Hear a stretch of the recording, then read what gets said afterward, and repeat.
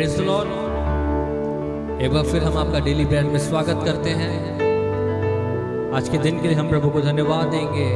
हम एक बार फिर इकट्ठे हो पाए हैं, उसके नाम को महिमा दे पा रहे हैं। ये प्रभु की दया है। आइए अपनी आंखों को बंद करें, अपने सर को परमेश्वर के सम्मुख झुकाएं और हम प्रार्थना करें।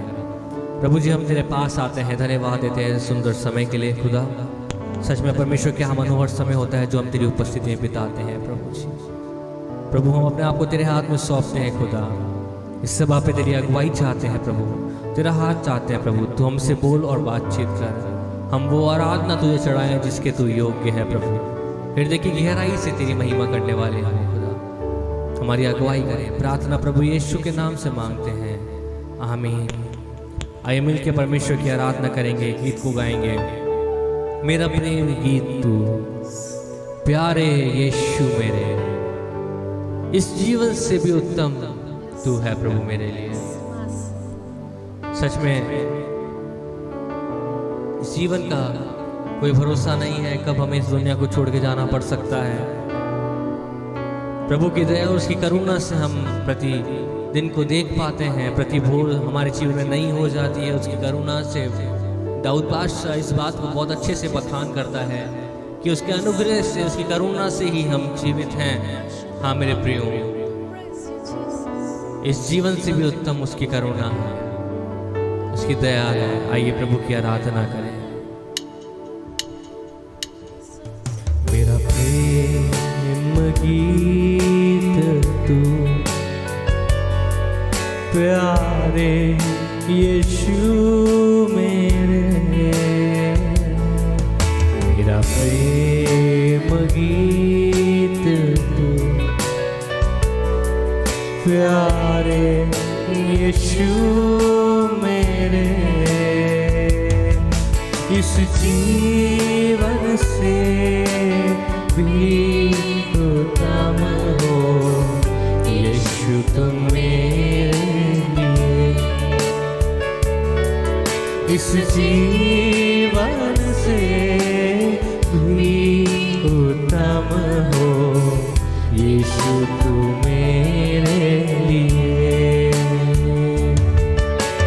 आराधना आराधना आराधना आराधना, यीशु तेरी आराधना आराधना आराधना आराधना। तेरे जैसा है ना कोई, तुलना किससे मैं करूं। तेरे जैसा है ना कोई, तुलना किससे मैं करूं। है मसीह है प्रभु, तुझ में ही शरण लूं मैं। है मसीह है प्रभु, तुझ में ही शरण लूं मैं। आराधना आराधना आराधना आराधना आराधना, यीशु तेरी आराधना आराधना आराधना आराधना। तेरे जैसा प्यार दे जो है ना कोई, है मसीह। तेरे जैसा प्यार दे जो है ना कोई, है मसीह। प्यार मेरे जान मेरे, तुझ में ही शरण लूं मैं। प्यार मेरे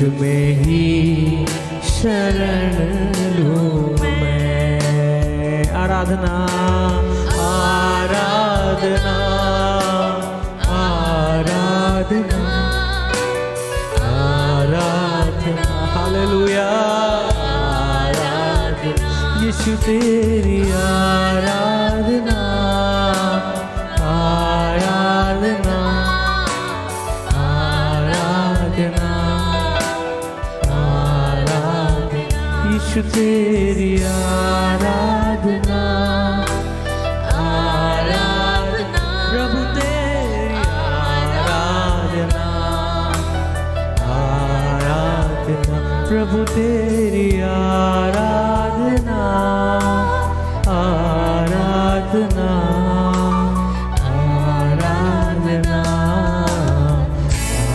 आराधना। Thank you, Jesus. Yes, Lord, we thank you. Thank you, Master. तेरे आगे समर्पित है प्रभु। ओ तेरी स्तुति हो, तू भला है।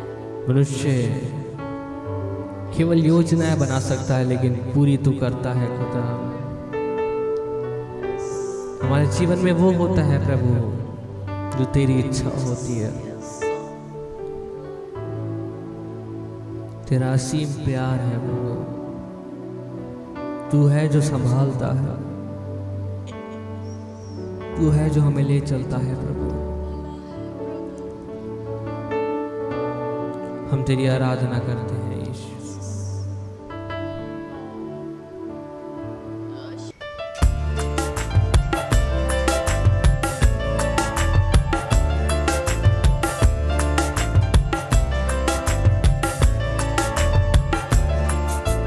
तेरा रब मेरा रब सोता नहीं, सो जाए ऐसा कभी होता नहीं।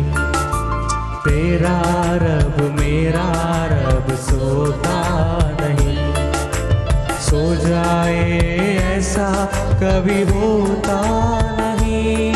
कभी ऊँगता नहीं, सदा जागता है वो, कभी ऊँगता नहीं, सदा जागता है वो। गिरने वालों को हरदम संभालता है वो, गिरने वालों को हरदम संभालता है वो। तेरा रब मेरा रब सोता नहीं, सो जाए ऐसा कभी होता नहीं। तेरा रब मेरा रब सोता नहीं, सो जाए ऐसा कभी होता नहीं।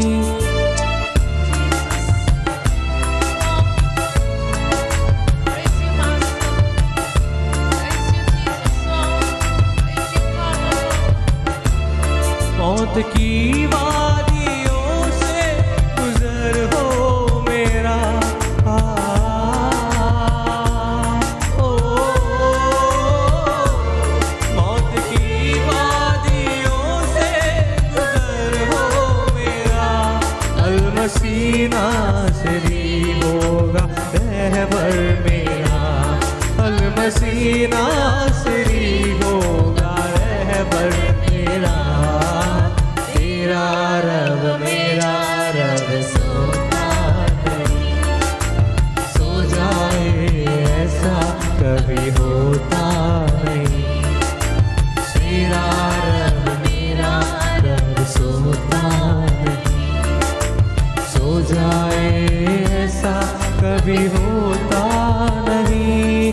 कभी ऊँगता नहीं, सदा जागता है वो, कभी ऊँगता नहीं, सदा जागता है वो। गिरने वालों को हरदम संभालता है वो, गिरने वालों को हरदम संभालता है वो। तेरा रब मेरा रब सोता नहीं, सो जाए ऐसा कभी होता नहीं। तेरा रब मेरा रब सोता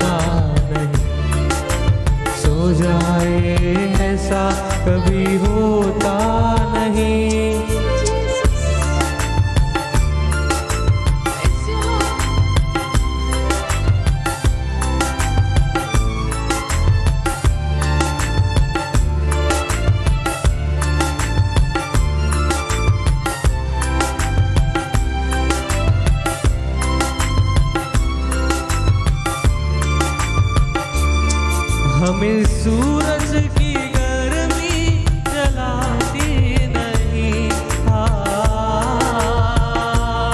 ओ, हमें सूरज की गर्मी जलाती नहीं। रात को चांदनी भी सताती नहीं। रात को चांदनी भी सताती नहीं। तेरा रब मेरा रब सोता नहीं। सो जाए ऐसा कभी होता नहीं। तेरा रब मेरा रब सोता नहीं। सो जाए ऐसा कभी होता नहीं। कभी उठता नहीं सदा जागता है वो। कभी उठता नहीं सदा जागता है वो। गिरने वालों को हरदम संभालता है वो। गिरने वालों को हरदम संभालता है वो। तेरा रब मेरा रब सोता नहीं। सो जाए ऐसा कभी होता नहीं। तेरा रब मेरा रब सोता नहीं। सो जाए ऐसा कभी होता नहीं। Thank you, Lord. सो जाए ऐसा होता नहीं। Yes, Father, Lord Jesus. हमें जरूर प्रतीत होता है कि शायद प्रभु सो गया, वो हमारी दुहाई नहीं सुन रहा, लेकिन ऐसा होता नहीं मेरे प्रियो। उसका ध्यान हमारे ऊपर लगा रहता है, वो हमारी मदद करता है।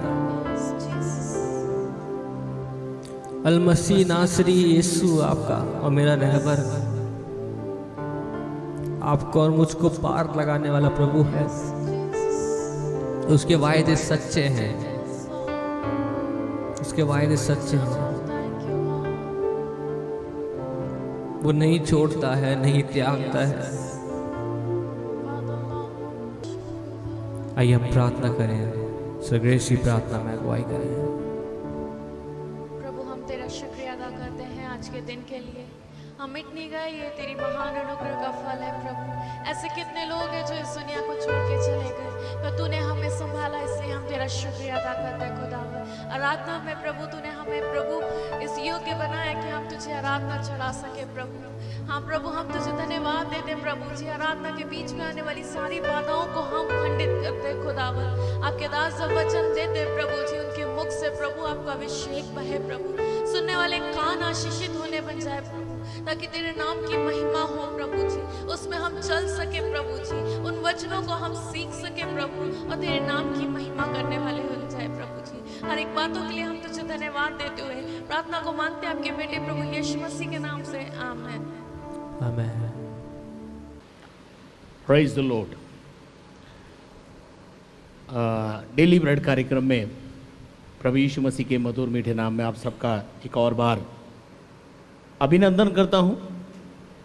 और जैसा कि आप सबको पता है कि पिछले दिनों में हम परमेश्वर के वचन से, कल जैसा हमने देखा कि परमेश्वर का वचन कहता है कि सब बातों में संयमी बनकर संयम के साथ हमें उस दौड़ को दौड़ना है और हमें उस कुश्ती को लड़ना है। यानी कल हमने देखा था कि संयम हमारे जीवन के लिए, एक धावक के लिए और एक जो कुश्ती लड़ने वाला पहलवान होता है उसके लिए बहुत ज़रूरी और महत्वपूर्ण चीज़ है। आज शाम फिर उसी के बाद मैं आपको एक और बात उसमें भेद की है वो बताना चाहता हूँ। अगर आप जानना चाहते हैं तो मेरे साथ निकालें पहला कुरिन्थियों 9वां अध्याय और उसके 26 पद को निकालें। मेरे साथ पढ़े। इसलिए मैं तो इसी रीति से दौड़ता हूँ। पौलुस अपने विषय में कह रहा है कि मैं तो इसी रीति से दौड़ता हूँ कि परंतु लक्ष्यहीन नहीं, बेठिकाने नहीं। मेरी बाइबल में लिखा है बेठिकाने नहीं। यानी एक लक्ष्य को सामने रखकर दौड़ना। हम लक्ष्यहीन नहीं है, हमारे पास एक लक्ष्य है। और क्या लिखा है? मैं भी इसी रीति से मुक्कों से लड़ता हूँ, परंतु उसके समान नहीं जो हवा पीटता हुआ लड़ता है। हाँ, यहाँ पर पौलुस अपनी लड़ाई के विषय में एक बहुत ही महत्वपूर्ण बात बोलता है, और उस सब बातों का एक सारांश मैं आपको एक सेंटेंस में बताना चाहता हूँ कि जो दौड़ने वाला है और कुश्ती लड़ने वाला है, वो कॉन्फिडेंस के साथ लड़ना चाहिए और दौड़ना चाहिए। उसे इस रीति से दौड़ना चाहिए कि जीतूंगा मैं ही, इनाम मुझे ही मिलेगा, बात खत्म। भले हजारों धावक साथ दौड़ रहे हों। कभी कभी हम जब देखते हैं कि जो खेल के मैदान में जो हूटिंग करने वाले होते हैं, तो वो अपनी टीम को हूट करते हैं और एनकरेज करते हैं, ताली बजाकर, जोर से आवाज देके, या उस व्यक्ति को बोलते हैं वॉक अप। तो इससे क्या होता है? एक एनकरेजमेंट मिलता है। हमारी ऐसा प्रतीत होता है मानो ऊर्जा डबल हो गई। क्या आपने कभी ऐसा महसूस किया कि एक धावक को साइड में कोई खड़े हुए व्यक्ति जब जोर से चिल्ला के हूटिंग करते हैं, उससे उसकी ऊर्जा डबल हो जाती है। पौलुस हमारी भी ऊर्जा को डबल करना चाहता है। पौलुस हमें भी उत्साहित कर रहा है कि दौड़ने वाला विजय पाने के लिए संपूर्ण भरोसे के साथ दौड़े, और इस प्रकार से दौड़े कि लक्ष्य पे मैं ही पहुंचूंगा, पहले नंबर पे मैं ही पहुंचूंगा, इनाम मुझे ही मिलेगा, इनाम का हकदार कोई और हो नहीं सकता। क्या इस कॉन्फिडेंस के साथ मैं और आप अपना मसीही जीवन दौड़ रहे हैं? आइए आज शाम हम परमेश्वर के वचन से इस बात को देखें कि परमेश्वर का वचन हमें बताता है। 26वें पद को जब हम पढ़ते हैं तो वहां लिखा है, इसलिए मैं तो इसी रीति से दौड़ता हूं, परंतु लक्ष्यहीन नहीं। मेरी बाइबल का जो पुराना ट्रांसलेशन है उसमें लिखा है बेठिकाने नहीं दौड़ता। मेरा एक ठिकाना है भाई, है? हमारे पास हम बेघर नहीं हैं। हमको परमेश्वर ने एक कलीसिया दी है, एक जीवित कलीसिया दी है। हम तितली नहीं है कि किसी उधर कभी उस भंवरे पे फूल पे जाके बैठ जाएं, कभी उस पुल पे जाके बैठ जाएं। हमारे पास एक घोंसला है, हमारे पास एक शेल्टर है, हमारे पास एक कलीसिया है, हमारे पास एक जीवित चरवाहा है। आशा करता हूं मेरी बात को समझ रहे होंगे आप। बेठिकाने नहीं है, हमारा एक ठिकाना है। आपने कई बार किसी गाड़ियों पे देखा होगा ठिकाना लिखा होता, उस पे ठिकाना जो शब्द है वो राजपूतों की गाड़ी पे लिखा होता है, राजघराने वालों की गाड़ियों पे लिखा होता है, और उसके बाद एक गांव का या शहर का नाम लिखा होता है। तो आप भी किसी राजाओं के वंश से कम नहीं है, हालेलुया। और आपके पास एक ठिकाना है, प्रेज द लॉर्ड। लक्ष्य है, उद्देश्य है। हम उद्देश्यहीन दौड़ नहीं दौड़ रहे हैं। आओ जी खाओ पियो कल तो मर जाएंगे। बहुत सारे लोग ऐसा भी बोलते हैं, अरे क्या रखा है जिंदगी में, खाओ पियो कल तो मर जाएंगे। परंतु मेरे अजीजों, हम लक्ष्यहीन नहीं हैं। हमें पता है यदि हम इस दुनिया से कूच करेंगे तो एक दूसरी दुनिया में प्रवेश करेंगे। जिस दिन हम इस दुनिया को छोड़ेंगे, we have a big house in the heaven. हम लक्ष्यहीन नहीं हैं। इसलिए जब कोई आदमी लक्ष्यहीन नहीं होता तो पूरा कॉन्फिडेंस होता है उसके। मेरे अंदर एक कॉन्फिडेंस है। क्या कॉन्फिडेंस है मालूम है? कि मैं जिस दिन इस धरती को छोड़ूंगा अगले ही क्षण यीशु के साथ मैं होऊंगा। आमेन, आई हैव अ कॉन्फिडेंस, मेरा विश्वास है ये। मैं इस विश्वास में अपनी दौड़ को दौड़ रहा हूं, मैं इस विश्वास की कुश्ती को रोज लड़ रहा हूं। मैं एक धावक भी हूं और मैं एक पहलवान भी हूं, और मैं पूरे कॉन्फिडेंस के साथ अपनी लड़ाई को लड़ रहा हूं और अपनी दौड़ को दौड़ रहा हूं। और वहां पे लिखा, बेठिकाने नहीं, मैं इसी रीति से मुक्कों से लड़ता हूं। मैं भी इसी रीति से मुक्कों से लड़ता हूं। पौलुस अपने पद में आगे बोलता है, परंतु उसके समान नहीं, उसके समान नहीं जो हवा पीटता हुआ लड़ता है। जो हवा में तलवार चलाता है, जो हवा में मुक्के मारता है। आप सब समझ सकते हैं कि हवा में तलवार चलाना, हवा में मुक्के मारना क्या होता है। हमारी दौड़ धूप व्यर्थ नहीं है। हम ये जो दौड़ दौड़ रहे हैं ना, ये व्यर्थ नहीं है। हम जो अभी जो कुछ प्रक्रिया में चल रहे हैं ना, ये व्यर्थ नहीं है। मुझे याद आ रहा है, सबोपदेशक का लेखक सुलेमान बाइबल में अपने एक सबोपदेशक की किताब में कई जगह पर लिखता है, मैंने धरती पर यह देखा, व्यर्थ है। मैंने धरती पर यह देखा, वो भी व्यर्थ है। वो बोलता है दुनिया में सब कुछ व्यर्थ व्यर्थ व्यर्थ है। वो कहता है धन बटोरना व्यर्थ है, सब कुछ जो कर रहे हो वो सब व्यर्थ है। पर पौलुस अपनी पत्री में पहला कुरिन्थियों 15वां अध्याय उसका 58 पद पढ़े, वहां पर आपको मालूम पड़ेगा कि हम बेठिकाने नहीं, हम लक्ष्य के साथ दौड़ रहे हैं। हमारी दौड़ बेकार नहीं जाएगी।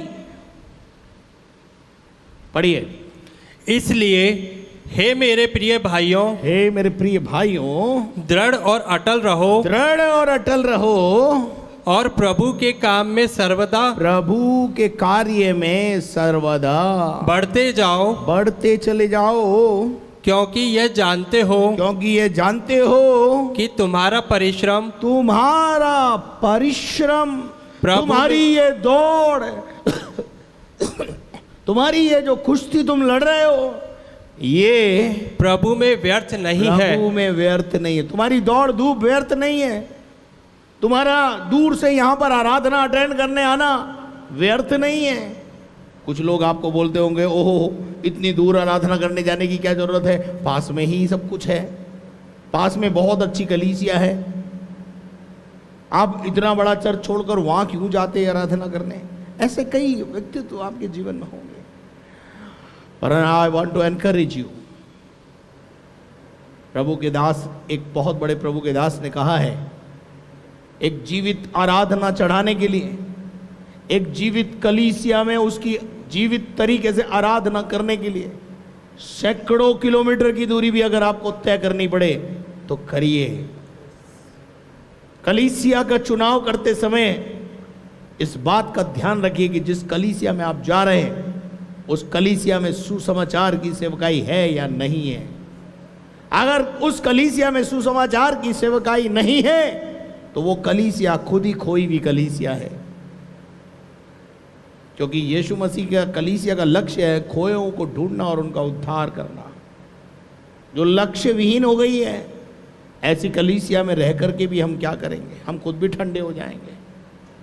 तो प्रभु का वचन हमें बताता है, पढ़िएगा एक और बात हम पढ़ेंगे, प्रकाशित वाक्य 22 अध्याय उसका 12 पद।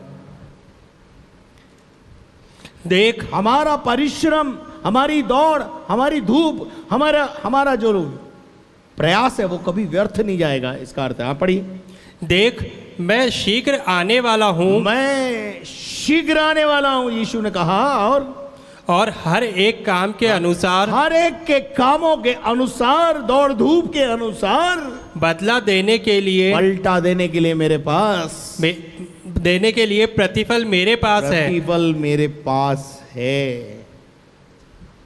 हमारा परिश्रम व्यर्थ नहीं जाएगा जो हम प्रभु में कर रहे हैं। मेरे अजीजों, परमेश्वर का वचन हमें बताता है, हमें सिखाता है। तो हम जो दौड़ दौड़ रहे हैं, और हम बेठिकाने नहीं हैं। हमारी जो दौड़ है वो अनंत जीवन पाने के लिए है। बाइबल में लिखा है जो इसी जीवन में मसीह से आशा रखते हैं वो सबसे अभागे हैं। मेरे अजीजों, हम अपने जीवन में इस बात को समझें, संपूर्ण भरोसे के साथ दौड़ें, ऐसा दौड़ें जैसे इनाम आप ही को मिलने वाला है। इधर उधर दाएं बाएं ना देखें, लोगों को ना देखें, वैभव को ना देखें। कभी कभी हमें वैभव भी बहुत, अगर आप मरकुस का 13वां अध्याय पढ़ें तो वहाँ पर कभी कभी लोग बड़ी बड़ी बिल्डिंगों पर बड़ा ध्यान करते, बड़ा गर्व होता उनको उनकी बिल्डिंगों पर हम तो नीम के नीचे बैठ करके भी आराधना करने में खुश हैं।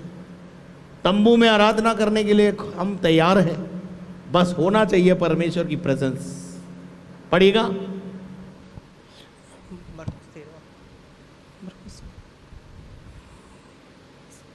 कौन सी आयत बोली मैंने, वो मरकुस में मरकुस 13 अध्याय।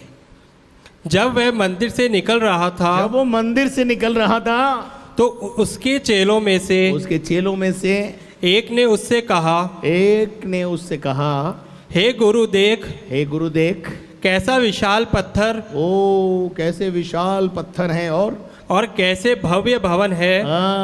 कलीसिया के चुनाव में कई बार भव्य भवन और भव्य बड़े बड़े जो आलीशान बड़े बड़े गिरजे, शायद उनको देखकर हम फिसल जाते हैं। हम सोचते हैं यहीं खुदा है। अपनी दौड़ से वंचित मत हो। प्रभु परमेश्वर ऐसा कहता है। पढ़िएगा।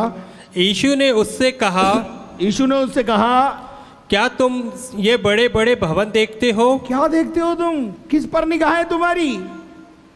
हैं? आज हम वैभव को देखते हैं, इधर उधर देखते हैं, और फिर उसके बाद हम डामाडोल हो जाते हैं। पढ़िएगा। यह पत्थर पर पत्थर भी बचा ना रहेगा। यहां पत्थर पर पत्थर बचा ना रहेगा, टूट जाएगा सब, गिर जाएगा सब, जो ढाया ना जाएगा, जो ढाया नहीं जाएगा। इन नाशवान चीजों पर भरोसा मत रखो, अविनाशी चीजों के लिए दौड़ो। हालेलुया। ना मुरझाने वाले मुकुट के लिए दौड़ना है, ना मुरझाने वाले मुकुट के लिए लड़ना है। और हमारी लड़ाई शैतान से है। हम हवा में तलवार ना चलाएं, हम हवा में मुक्के ना चलाएं। हम लक्ष्यहीन नहीं हैं, हमारे पास एक लक्ष्य है, और मेरा और आपका लक्ष्य जो है वो है अनंत काल का जीवन। इस जीवन के बाद एक और जीवन की जो शुरुआत है वो है मेरे प्रिय। आगे पढ़ेंगे हम 1 कुरिन्थियों 15वां अध्याय उसके 32 पद को। 1 कुरिन्थियों 15:32। 1 कुरिन्थियों 15 का 32, 32। यदि मैं मनुष्य की रीति पर इफिसुस में वन पशुओं से लड़ा। अब देखिए यहां पौलुस कहता है, पौलुस की लड़ाई जानवरों से हुई। क्यों हुई मालूम है? एक जगह से दूसरी जगह सुसमाचार सुनाने के लिए जब वो जाता था तो जंगलों का रास्ता भी उसने तय किया, समुद्रों का जोखिम भी उसने उठाया, पहाड़ों को कूद करके, पहाड़ों को लांग करके भी वो गया होगा। और जब वो इस बयाबान में था तो वहां पर जो बता रहा है वो कि इफिसुस में वन पशुओं से लड़ा, तो मुझे क्या लाभ हुआ? पौलुस कहता है कि यदि मैंने लड़ाई को लड़ा तो मुझे क्या लाभ हुआ। आप इसके 30 पद से पढ़िए ब्रदर। और हम भी क्यों हर घड़ी जोखिम में पड़े रहते हैं? हम क्यों हर घड़ी जोखिम में पड़े रहते हैं? तलवार हमारे माथे पे लटकी रहती है, रोज कोई ना कोई धमकी दे देता है। कोई बोलता है मैं तुम्हारी टांग तोड़ दूंगा, कोई बोलता है कुछ तोड़ दूंगा, कोई बोलता है कुछ तोड़ दूंगा। अरे बिगाड़ा क्या है हमने भाई? रोज जोखिम उठाते हैं हम, पर पौलुस की वो बात मुझे बहुत अच्छी लगती है। पौलुस कहता है हम सब कुछ सहते हैं, इसलिए सहते हैं कि सुसमाचार में किसी प्रकार से रुकावट ना हो, सुसमाचार में रुकावट ना हो, सुसमाचार में रुकावट ना हो, इसलिए सब कुछ चुपचाप सहते हैं। ये ध्यान रखना आपको और मुझको भी सहना है, क्योंकि हम सुसमाचार के सेवक हैं। प्रभु का वचन कहता है, आगे बढ़िए, जोखिम में पड़े। हे भाइयों, हाँ, मुझे उस घमंड की शपथ जो हमारे प्रभु यीशु मसीह में तुम्हारे विषय में करता हूँ आगे, कि मैं प्रतिदिन मरता हूँ। प्रतिदिन क्या करता हूं? प्रतिदिन मरता है वो। अब प्रतिदिन मरना, आप क्या समझते हैं? आप एक मरने वाले से जाकर के पूछो उसकी पीड़ा क्या है। पौलुस कहता है रोज इस पीड़ा में से होकर गुजरता हूं मैं। एक पहलवान को ताज ऐसे ही नहीं मिल जाता, रोज उठ करके उसे अपना जीवन का सर्वस्व उसमें खर्च करना पड़ता है। एक धावक अपनी दौड़ को पूरा ऐसे ही नहीं कर लेता है, रोज सवेरे उठ करके नींद का परित्याग करके 4 बजे प्रैक्टिस करता है। मेरी और आपकी दौड़ भी ऐसे ही है। हम रोज मरते हैं, लोग रोज हमें मारते हैं, रोज कूटते हैं हमको, रोज सताते हैं हमको, हम चुप रहते हैं, हम सब कुछ सहते हैं। आगे बढ़िए, क्यों सहते हैं? यदि मैं मनुष्य की रीति पर हाँ, इफिसुस में वन पशुओं से लड़ा तो मुझे क्या लाभ हुआ? तो मुझे क्या लाभ मिला? आगे, यदि मुर्दे जलाए नहीं जाएंगे, यदि मुर्दे जिलाए नहीं जाते तो आओ खाए पिए। तो क्या करना है? अगर पुनरुत्थान नहीं है, यीशु मसीह का दूसरा आगमन नहीं है, और आपकी मृत्यु नहीं है, और अगर आपको न्याय के सिंहासन के सामने खड़ा नहीं होना है, तो भैया खाओ पियो, मजे करो। जैसे सबोपदेश का लेखक बहुत अच्छी आयत लिखता है, जवानी के दिनों में अपने मगन रहे, आराधना कर, ये कर वो कर, पता नहीं क्या क्या बोलता है, देखेंगे हम। चलो आओ, सबोपदेशक बहुत अच्छी आयत है, इसलिए उसको पढ़नेंगे अपन। 12 का 1 से पढ़े। जवानी अपनी जवानी के दिनों में अपने सृजनहार को स्मरण रख, अपने सृजनहार को याद रख। इससे पहले कि विपत्ति के दिन और वे वर्ष आए जिनमें तू कहे कि मेरा मन इनमें नहीं लगता। अच्छा, 11 का 9 पढ़ दीजिए। 11 का 9 सबोपदेशक 11 का 9। हे जवान, ये आयत बहुत अच्छी लगती है जवानों को। हे जवान, अपनी जवानी में आनंद कर, अपनी जवानी में आनंद कर, और अपनी जवानी के दिनों में मग्न रहे, अपनी जवानी के दिनों में मगन रहे, खा पी और मगन रहे, सोता रहे। अपनी मनमानी कर, अपनी, क्या बात है, मनमानी कर, जो मन में आए वो कर, और अपनी आंखों की दृष्टि के अनुसार चल। हो, जो मर्जी आए देख, चैटिंग कर, सेटिंग कर, कुछ भी कर। आगे, परंतु यह जान रख, परंतु, जब किंतु परंतु आता है ना, तो कैसेट बदल जाती है। यदि पौलुस कहता है कि यदि मुर्दे जिलाए नहीं जाते तो आओ खाओ पियो मजे करो, लेकिन मुर्दे जिलाए जाएंगे, पुनरुत्थान होगा, यीशु मसीह का दूसरा आगमन होगा, यीशु मसीह अपनी महिमा में आएगा, और जब वो आएगा तो अपने संतों को साथ ले जाएगा, और ऊपर जाकर हमारा न्याय होगा। वो न्याय के सिंहासन पर बैठा होगा, वो दूध का दूध और पानी का पानी करेगा, वो न्याय करेगा, भेड़ों को अलग करेगा, बकरियों को अलग करेगा। जैसे गेहूं छलनी में छाला जाता है, वैसे हम छाले जाएंगे। अगर ये सब कुछ नहीं है तो फिर क्या बात है? इसलिए वहां लेखक बोलता है, परंतु ये याद रख कि परमेश्वर इन सब बातों के विषय में तेरा न्याय करेगा। और पौलुस भी यहां पर बोलता है, आओ, मुर्दे अगर जिलाए नहीं जाते तो खाओ पियो, मजे करो। प्रभु का वचन कहता है धोखा ना खाना, बुरी संगति अच्छे चरित्र को बिगाड़ देती है। मेरे अजीजों, फिर से हम वापस उस आयत को पढ़ेंगे, 1 कुरिन्थियों 9:26। इसलिए मैं तो इसी रीति से इसलिए हाँ मैं तो इसी रीति से दौड़ता हूँ, हाँ, परंतु लक्ष्यहीन नहीं। परंतु मेरे पास एक लक्ष्य है, मैं लक्ष्यहीन नहीं दौड़ता। आगे, मैं भी हाँ। इसी रीति से मुक्कों से लड़ता हूँ, मैं भी इसी रीति से मुक्कों से लड़ता हूँ, परंतु उसके समान नहीं हाँ, जो हवा पीटता हुआ लड़ता है। जो हवा में सारे काम करता है, जो वायु को जन्म देता है, जिसके कामों का रिजल्ट नहीं आता, जिसके काम घास फूस है, जो घास में आग में डालते ही जल जाएगी। मैं आपसे कहना चाहता हूं, यदि आप एक अच्छे धावक हैं तो ऐसे दौड़ें कि लोग आपकी दौड़ को देख कर कहें वाह क्या दौड़ता है। आपको उड़न परी का नाम या संज्ञा मिल जाए। लंबी दौड़ ना दौड़ें, पर जितना दौड़ें सॉलिड दौड़ें। Praise the Lord. क्या आप मेरी बात को समझ रहे हैं? आइए मेरे साथ आगे, पौलुस अपने बेटे तीमुथियुस को क्या लिखता है। 1 तीमुथियुस 6 अध्याय और उसके 12 पद को पढ़ें। पौलुस की बातें 1 तीमुथियुस और उसका 6 अध्याय और उसका 12वां पद। विश्वास की अच्छी कुश्ती लड़। विश्वास की कुश्ती लड़। हम काय की कुश्ती लड़ रहे हैं? विश्वास। विश्वास क्या है? अंधे की चीजों का प्रमाण। वो ताज दिख थोड़ी रहा है, जो ना मुरझाने वाला मुकुट है वो दिख थोड़ी रहा है, वो तो प्रभु ने कहा है और हम ऐसा प्रतीत करते हैं मानो हमारे सामने रखा है।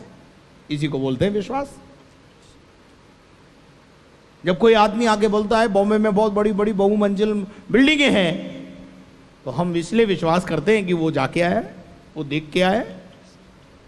लेकिन एक दिन हम खुद बॉम्बे जाते हैं और अपने विश्वास को सामने प्रकट रूप में देखते हैं। वाह, जैसा हमने विश्वास किया था, भाई ने बताया था, वैसा ही निकला। और आज शाम हम आपको बता रहे हैं यीशु मसीह उद्धार करता है, विश्वास कीजिए। यीशु मसीह मानव जाति का उद्धार करता है, विश्वास कीजिए। हमने विश्वास किया। विश्वास वो नहीं है जो हमने देख लिया, विश्वास अंधे की चीजों का प्रमाण है, निश्चय है। जो चीजें हमें दिखाई नहीं देती हम उनको देखते हैं। उनको देखने के लिए चश्मा लगाना पड़ता है।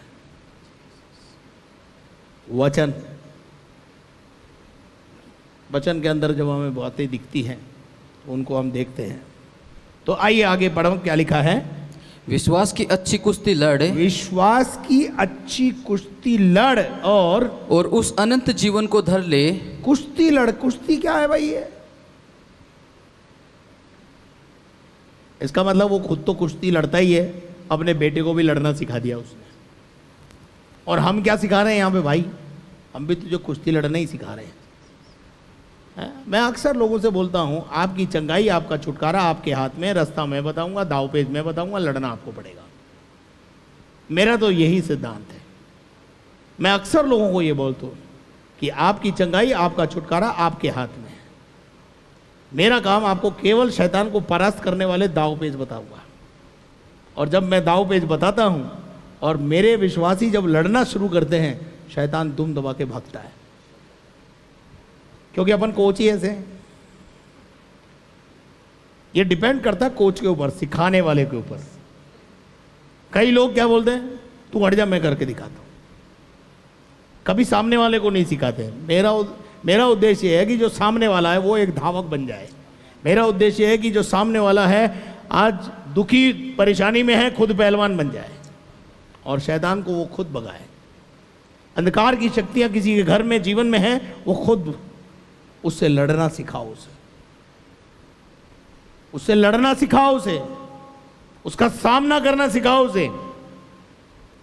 मेरे जीवन का लक्ष्य यह है, मैंने हजारों विश्वासियों को शैतान से लड़ना सिखाया है। शैतान को कैसे घर से और जीवन से भगाया जाता है वो सिखाया है। पौलुस भी ऐसे ही कहता है, हे मेरे बेटे अच्छी कुश्ती लड़। और ये जो पौलुस चिट्ठी लिख रहा है ना तीमुथियुस को, तीतुस को, ये सारी जो चिट्ठियां लिख रहा है, इसमें चिट्ठियां लिख लिख कर दावपेची तो सिखा रहा है। किसको? अपने बच्चों को उड़ना सिखा रहा है, लड़ना सिखा रहा है। और यहां पर वो अंत में बोलता है, विश्वास की अच्छी कुश्ती लड़। हम काई की दौड़ दौड़ रहे हैं मालूम है? विश्वास की दौड़ है हमारी। और उस अनंत जीवन को धर ले। देखिए अब आपको सामने आ गया लक्ष्य क्या है। इसमें लक्ष्य दिखा रहा हूं, बेठिकाने नहीं है, लक्ष्य दिखा रहा हूं। लक्ष्यहीन नहीं है, लक्ष्य दिखा रहा है अपने बेटे को। और लक्ष्य क्या है? अनंत काल का जीवन। अनंत काल के जीवन के लिए मैं और आप दौड़ रहे हैं मैच। हम ऐसे ही नहीं दौड़ रहे हैं फिर, हम अनंत काल का जीवन पाने के लिए दौड़ रहे हैं। एक दिन एक जवान लड़का यीशु मसीह के पास आया और यीशु से उसने घुटने टेक कर सजदा करके कहा, हे प्रभु अनंत जीवन पाने के लिए मैं क्या करूं? यीशु मसीह ने उससे कहा, ये कर, वो कर, ये कर, आज्ञाओं का पालन कर, ये कर। वो बड़ा खुश हो गया। वो बोला, ये तो सब मैं बचपन से, बाल्यावस्था से कर रहा हूं। यीशु मसीह ने उसको ऊपर उसे देखा, तरस खाया और उससे प्रेम भी किया। और यीशु मसीह ने उससे कहा, तुझ में एक बात की घटी है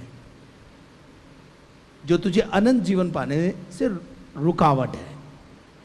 यीशु मसीह ने उसकी कमी पर उंगली रखी, उसकी दुखती रग पर उंगली रखी, उससे कहा, जा अपना सारा माल बेचकर गरीबों को बांट दे, कंगालों को दे दे, स्वर्ग में तुझे धन मिलेगा। और आकर मेरे पीछे हो ले, तुझे स्वर्ग में धन मिलेगा। This is the invitation and assurance. Yeshu Masih ने उसे निराश नहीं किया। यीशु ने कहा, अपना माल कंगालों को दे दे, मेरे पीछे हो ले, स्वर्ग में बड़ा धन मिलेगा। लेकिन बाइबल बताती है वो जवान निराश होकर चला गया। विषय बहुत अच्छा था उसका, गुरु भी अच्छा मिला था उसको, विषय बहुत अच्छा था। विषय था अनंत जीवन, जिसके लिए मैं और आप प्रयास कर रहे हैं। अनंत जीवन उसका विषय था, पर अनंत जीवन के अंदर रुकावट उसका खुद का अपना पैसा था। कई बार आपका पैसा आपको स्वर्ग में नहीं जाने देता। कई बार आपका स्टेटस आपको परमेश्वर से नहीं मिलने देता। कई बार आपकी शोहरत, झूठी शान, शौकत आपको अनंत जीवन से अलग कर देती है। पौलुस कहता है, उस अनंत जीवन को धर ले जिसके लिए तू बुलाया गया है, जिसके लिए तू बुलाया गया है। क्यों मैं और आप इस दौड़ में दौड़ने के लिए आए? क्यों हम बुलाए गए हैं? मेरे अजीजों, बुलाए हुए तो बहुत है, परंतु चुने हुए थोड़े। एंड उसने हमें बुलाया है, किसी व्यक्ति ने नहीं बुलाया हमको। और यहां पे लिखा हुआ है, पढ़ दीजिए इसको आगे। और बहुत से गवाहों के सामने अच्छा अंगीकार किया था। तूने बहुत सारे गवाहों के सामने अच्छा अंगीकार किया। बहुत सारे लोगों को बताया तूने यीशु मसीह उद्धार करता है। लेकिन अब क्या हो गया तुझे? अब किसने रोक दिया तुझे? अब क्या बातें तुझे प्रभु के प्रेम से अलग कर देती है? तेरा स्टेटस, तेरा पैसा। आज बहुत पैसा आ गया हमारे पास, अब प्रभु की क्या जरूरत है?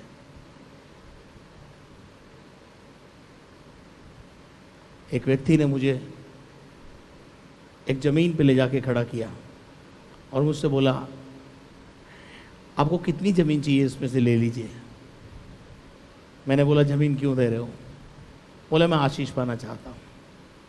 मैंने कहा, आशीष पाने के लिए जमीन देने से आशीष नहीं मिलती है, जीवन देने से आशीष मिलती है। ये जमीन तुम्हारे पास रखो, अपना जीवन परमेश्वर को देना है तो दो, और जब जीवन दोगे आशीष अपने आप मिल जाएगी। जमीन देने से आशीष नहीं मिलती है। इसका मतलब ये नहीं है मैं देने वालों को डिस्करेज कर रहा हूं। आप प्रभु के लिए कुछ भी करना चाहते हैं, करें, बहुत अच्छा है, लेकिन वो स्वीकार्य कब होगा मालूम है? जब आप पहले अपना जीवन प्रभु को दोगे, उसके बाद प्रभु को बोलोगे ये जमीन भी मैं तुझे देता हूं। ही एक्सेप्ट। क्यों कैन और हाबिल में से कैन की भेंटें स्वीकार नहीं हुई? प्रभु ने उससे कहा तू अच्छा कर, पहले अपना जीवन ठीक कर, तब मैं तेरी भेंट स्वीकार करूंगा। भेंट देना गलत नहीं है, लेकिन भेंट देने से पहले अपना जीवन प्रभु को देना जरूरी है, तब तुम्हारी भेंट प्रभु के पास स्वीकार्य है। मेरे अजीजों, पौलुस अपने बेटे को विश्वास की अच्छी कुश्ती लड़ने के लिए प्रेरणा दे रहा है। आइए एक और आयत हम पढ़ेंगे, 2 तीमुथियुस 4 अध्याय और उसका 7 पद। 2 तीमुथियुस 4 अध्याय। मैं अच्छी कुश्ती लड़ चुका हूँ। हाँ, यहाँ पर हमने देखा था, कल भी मैंने इस आयत को आपके साथ कोट किया था, लेकिन आज फिर आपको कोट करना होगा कि मैं, पौलुस अपने विषय में कह रहा है, मैं एक अच्छी कुश्ती लड़ चुका हूं। मैंने अच्छी कुश्ती लड़ी है। मैंने जो मेहनत की वो बर्बाद नहीं हुई है। वो बड़े कॉन्फिडेंस के साथ बोल रहा है। मैं आपको बताना चाहता हूं, जिस दिन आप इस दुनिया से कूच करें, आपके पास एक विश्वास होना चाहिए, मैं धरती छोड़ रहा हूं, प्रमोशन पाके ऊपर जा रहा हूं। हालेलुया। स्वर्ग जाऊंगा कि नहीं जाऊंगा, स्वर्ग में जगह मिलेगी या नहीं मिलेगी, है? आपके पास एक कॉन्फिडेंस होना चाहिए, स्वर्ग मेरा है, मेरे प्रभु ने मेरे लिए तैयार किया हुआ है। और जब एक व्यक्ति को ये पता होता है ना कि मैं इससे बेहतर जगह जा रहा हूं, तो कभी रोता नहीं है, कभी जाने से रुकता नहीं है। आज मैं आपको बोलूं, आपको अमेरिका जाने का चांस है, कौन रुकेगा? हाँ, आपको स्विट्जरलैंड जाने का चांस है, कौन रुकेगा? आपको मनता है कि वो जगह बेहतर है, और बेहतर स्थान पे जाने के लिए कौन मना करता है जी? है जी? इस दुनिया में, इस दुनिया से बेहतर जगह है मेरा स्वर्ग। तो जिस दिन स्वर्ग जाने की बारी आएगी ना, मैं तो मना नहीं करूंगा, मैं नहीं बोलूंगा प्रभु मैं और जीना चाहता हूं। मैं तो खुदा से रोज बोलता हूं, खुदा इससे पहले कि मैं बिगड़ जाऊं, इससे पहले कि मेरा ईमान डामाडोल हो जाए, इससे पहले कि मैं हवा में मुक्के मारने लगूं, मुझे इस दुनिया से उठा लेना। पर मेरी एक गवाही बनी रहे, इसने अच्छी दौड़ को पूरा किया है, इसने अपनी अच्छी कुश्ती को पूरा लड़ा है। इससे पहले कि मैं बिगड़ जाऊं, उस अनंत जीवन को थर लूं जिसके लिए मैं बुलाया गया हूं। इसलिए पौलुस यहां पर 2 अध्याय के 4 अध्याय के 7वें पद में बोलता है, मैंने अच्छी कुश्ती लड़ चुका हूँ और मैंने अपनी दौड़ पूरी कर ली मैंने है। अपनी दौड़ को पूरा कर लिया है, और मैंने विश्वास की रखवाली की है। मैंने विश्वास की रखवाली की है। मैं इन 3 चीज़ों को आपके सामने रख रहा हूँ। 7वें पद में महत्वपूर्ण 3 चीज़ें हैं। क्या आपने अच्छी कुश्ती लड़ी है, या आप लड़ रहे हैं? क्या आपने एक अच्छी दौड़ दौड़ना शुरू किया है? क्या आप अभी तक दौड़ रहे हैं? क्या आप अपने विश्वास की रखवाली कर रहे हैं? ये 3 चीजें महत्वपूर्ण हैं। पूरे भरोसे के साथ, मसीही जीवन में पूरे भरोसे के साथ दौड़ना है। जब दौड़ने वाला अगर स्टार्टिंग पॉइंट पे डिस्करेज हो जाए, दौड़ पाएगा? इनाम पाएगा? आज बहुत सारे लोग हैं, मैं आगे बताऊंगा आपको, आज बहुत सारे लोग हैं जो दौड़ स्टार्टिंग पॉइंट पे ही डिस्करेज हो जाते हैं। निराशा में चले जाते हैं। क्यों? उनका पड़ोसी उनको निराशा में डाल देता है, उनके रिश्तेदार उनको निराशा में डाल देते हैं।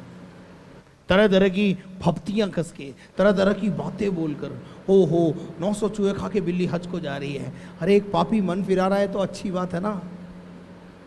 लेकिन उसको इस प्रकार के कमेंट्स कर करके उसके हाथ से जब तक बाइबल छूट ना जाए, वो प्रभु के भवन में जाना बंद ना कर दे, हम कमेंट्स करना बंद नहीं करते।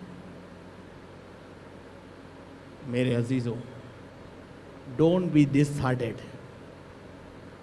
आज एक अच्छे दौड़ के धावक के समान, एक अच्छे कुश्ती लड़ने वाले पहलवान के समान आप अपनी दौड़ को पूरा करें। क्या आज शाम आप संपूर्ण भरोसे के साथ, विश्वास के साथ अपनी कुश्ती को, अपनी दौड़ को दौड़ेंगे और अपने विश्वास की रखवाली करेंगे? अगर आप ऐसा करने को तैयार हैं, अगर पिछले दिनों में आप ऐसा करने में असमर्थ रहे हैं, तो आज शाम फिर आपके लिए एक मौका है। आओ फिर से उठे, खड़े हों, फिर से दौड़े। जब एक बच्चे को सड़क पर आप गिरा हुआ देखते हैं, आप तुरंत जाकर उसे उठाते हैं, उसके हाथ पैरों को साफ करते हैं।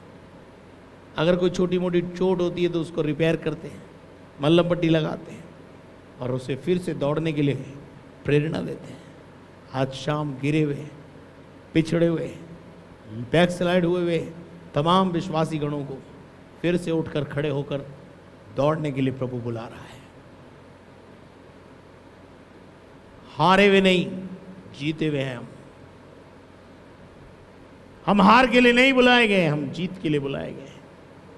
अंत में विजय हमारी होगी, विजय सच्चाई की होगी। खुल जाएंगी किताबें जब भी हिसाब होगा, इंसाफ का तराजू यीशु के हाथ में होगा, और जो भी तू कर रहा है मानव, उसका तुझे देना हिसाब होगा। आइए अपनी आंखों को बंद करें, प्रार्थना करें। हमारे जीवित और महान परमेश्वर, हम तेरा धन्यवाद, तेरी स्तुति, तारीफ, महिमा, प्रशंसा करते हैं सुंदर समय के लिए प्रभु, जो तूने हमारे जीवन में हमें दिया। हम मिट नहीं गए, ये तेरी महाकरुणा का फल है प्रभु जी। प्रति भोर तेरी करुणा हमको नया करती है। आज की शाम प्यारे खुदावन प्रभु जी, हम प्रार्थना करते जिन भाई बहनों के जन्मदिन है, जिनके आज मैरिज एनिवर्सरी से, प्यारे खुदावन प्रभु जी, सबको हम अपनी शुभकामना देते हैं। और प्रभु, यदि कोई बीमार है तो छू के चंगा कर। कोरोना वायरस के प्रभाव से ना केवल भारत को परंतु संपूर्ण मानव जाति को आजाद कर प्यारे खुदा। हम घटे तू बढ़े ही हमारे जीवन की इच्छा अभिलाषा है। सारा आदर मान गौरव सब कुछ तुझे देते हुए प्रार्थना को यीशु मसीह के नाम से मांगते हैं, आमीन। और अब हमारे खुदावंद यीशु मसीह का फजल, खुदा बाप की मोहब्बत, पाक रूह की रिफाकत और शराकत अब से लेकर हमेशा तक हम तमाम विश्वासी गणों के साथ हमेशा तक होती रहे। और हम सब बोले आमीन। May God bless you brother and sisters. तमाम दर्शक गणों को प्रभु यीशु मसीह के मधुर मीठे नाम में धन्यवाद देता हूँ। और आपसे निवेदन करता हूँ, यदि आपने हमारे चैनल को सब्सक्राइब नहीं किया है तो मेहरबानी से उसे सब्सक्राइब करें। यदि आपने बेल आइकॉन नहीं दबाया तो बेल आइकॉन दबाएं। मैं ऐसे बहुत सारे लोगों को जानता हूँ जिन्होंने, जो हमारे प्रोग्राम को तो सुनते हैं, देखते हैं, अप्रिशिएट भी करते हैं, हमें मदद भी करते हैं, लेकिन बहुत सारे ऐसे हैं जिन्होंने हमारे चैनल को सब्सक्राइब नहीं किया है। कृपया हमारे चैनल को सब्सक्राइब करके हमें उत्साहित करें और बेल आइकॉन को दबाएं, हमारा साथ दें, शेयर करें और दूसरे लोगों को भी आशीषित होने के लिए गौरव प्राप्त होने पाए। प्रभु आप सबको आशीष दे। कल शाम 6 बजे फिर डेली ब्रेड कार्यक्रम में आपके साथ शिरकत हासिल करेंगे। तब तक के लिए आप अपने घरों में रहिए, सुरक्षित रहिए। परमेश्वर आप सबको आशीष दे। Thank you and God bless you.